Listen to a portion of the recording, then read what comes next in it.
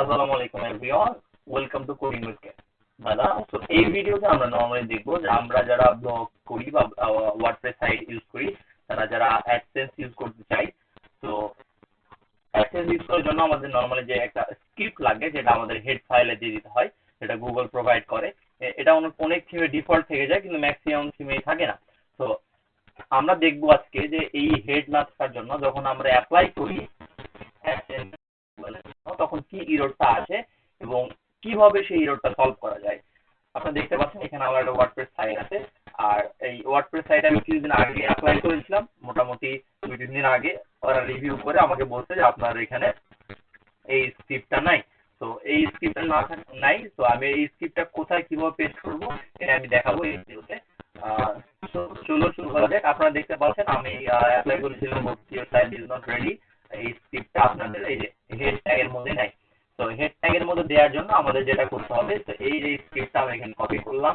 Copy করে আমাদের যেটা করতে হবে, আমরা চলে যাব আমাদের ওয়ার্ডপ্রেস ড্যাশবোর্ডে চলে গেলাম। ড্যাশবোর্ডে যাওয়ার পরে আমরা নিচে স্ক্রল করে যাব, অ্যাপিয়ারেন্সে গিয়ে যাব আমরা থিম ফাইল এডিটরে যাওয়ার পরে আমরা এখান থেকে একটা ট্যাগ বের করতে হবে, সেটার নাম হলো হেড। এটা আপনারা দেখতে পাচ্ছেন, আমি এখানে স্ক্রল করছি, head head head head head head head head okay okay okay আচ্ছা ঠিক আছে, আমি চোখে পড়ছে না কিনা যায় না।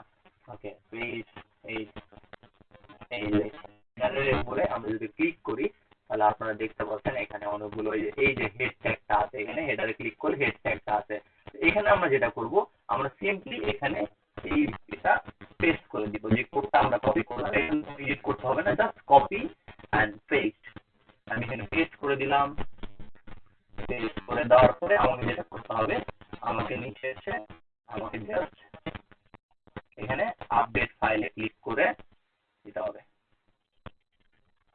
বাস, আপনার কমপ্লিট হওয়ার পরে আমরা যেটা করব, আমরা নরমালি এটা কমপ্লিট হওয়ার পরে আমরা আবার চলে যাব আমাদের সেই প্রবলেমে, ইরোরে যাওয়ার পরে আমরা এখানে এটাকে ঠিক করে দিব। দেওয়ার আমরা আবার প্রিভিউ রিকোয়েস্টটা পাঠাই দিব।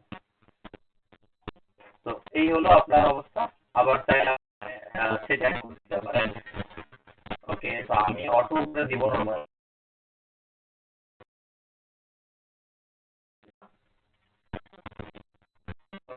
আপনারা দেখতে পাচ্ছেন আমি মোটামুটি আবার যে হেডসাইটের যে ইস্যুটা ছিল সেটাকে সলভ করে আমি পাঠিয়ে দিয়েছি।